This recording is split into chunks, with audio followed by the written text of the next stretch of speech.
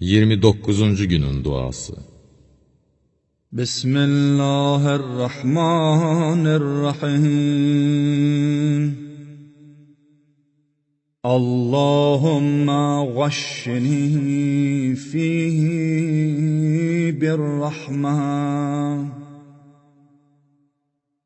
وارزقني فيه التوفيق والعصمة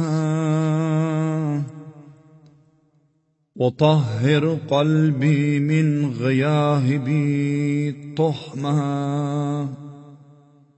يا رحيما بعباده المؤمنين.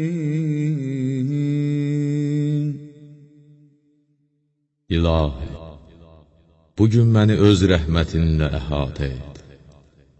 Belə bir gündə işlərimin uyğun olmağını və hər bir azğınlıqdan qorunmağı mənə nəsib et. Mənim qəlbimi şübhəli işlərdən, qaranlıq yollardan və töhmət gətirən əməllərdən pak et. Ey mömin bəndələrinə rəhm edən Allah!